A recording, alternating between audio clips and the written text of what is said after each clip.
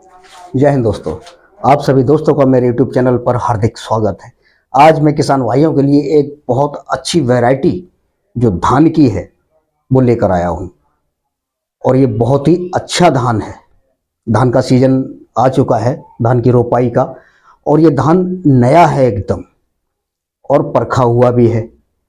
इसकी पैदावार जो है आम धान के हिसाब से 30 से 40% ज़्यादा होती है बीघे के हिसाब से।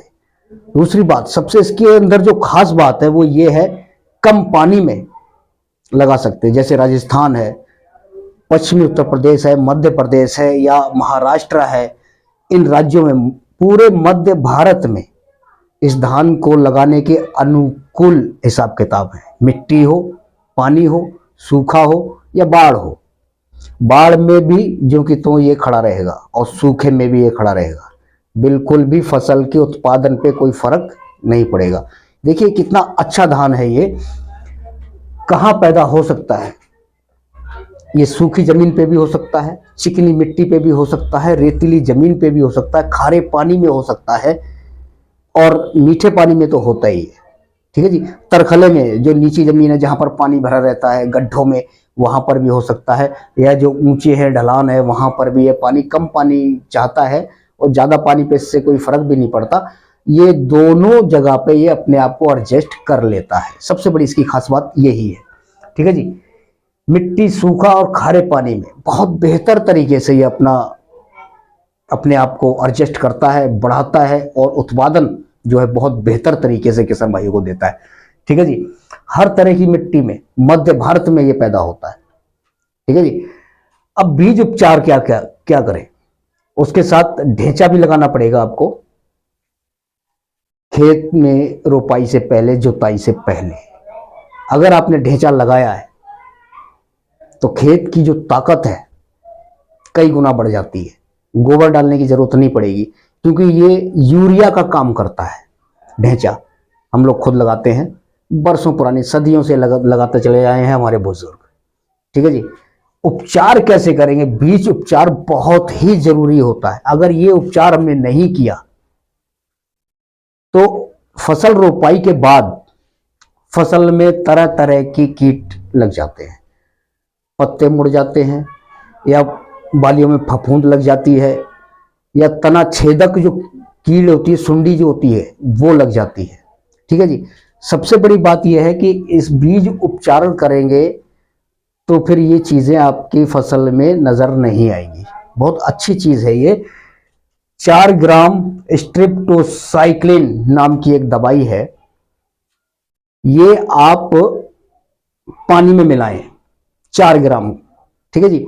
और जितना आप नर्सरी लगाना चाहते हैं, जितने बीज की, पानी उतना लें कि बीज उसके अंदर आराम से डूब जाए। मतलब बीज ऊपर ना रहे, पूरी तरह से आराम से डूब जाए। और इसमें साइक्लिन नाम की दवाई जो है इसके अंदर मिक्स कर दें। 24 घंटे तक इसके अंदर रखा रहेगा ये। उसके बाद इसे निकालेंगे। निकालने के बाद जो जूट की बोरी होती है ना, जूट की जो बोरी होती है उसके अंदर, जूट की बोरी को भिगो लें, पानी से तर कर दें बिल्कुल भी, और ये बीज जो हमने उपचार किया है पानी के अंदर उसको निकाल लें। लेकिन हाँ, खास बात मैं जो आपको भूल गया, जब आप बीज उपचार करेंगे, पानी में जब बीज को डालेंगे तब जो बीज खराब होते हैं वो पानी के ऊपर तैर जाते हैं।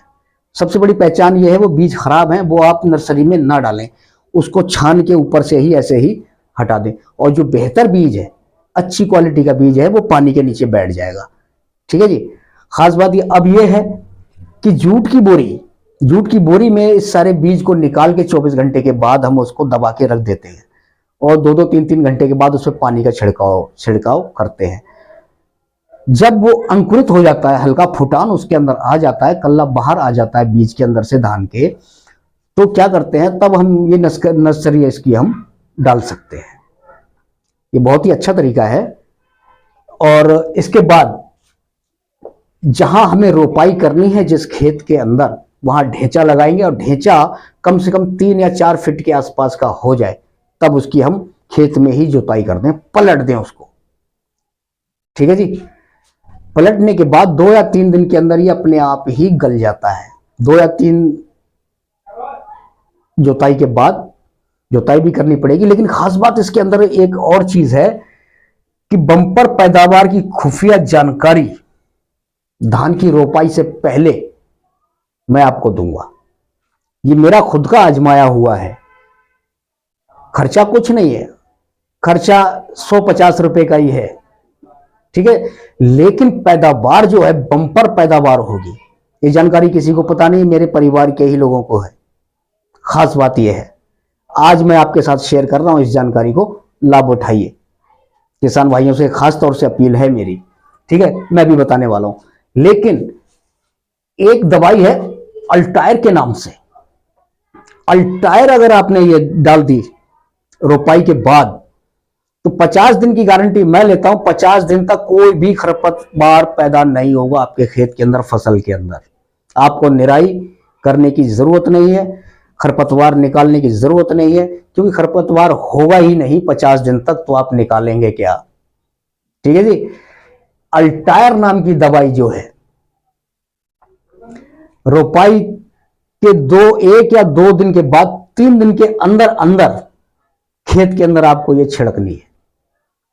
ये अपना काम 2 या 4 घंटे के बाद शुरू कर देता है अल्टायर।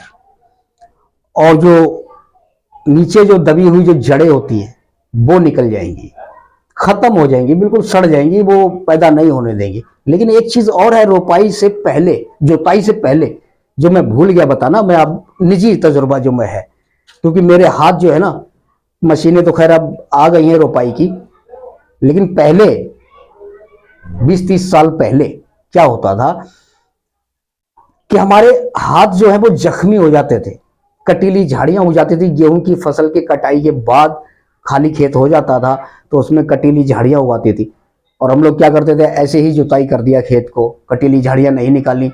अब रोपाई के समय जब हमने खेत को तैयार किया धान के लिए, तो वो कटीली झाड़ियां तो उसके अंदर ही रह गई। तब धान की रोपाई करते टाइम हमारे ये अंगूठे जख्मी हो जाते थे।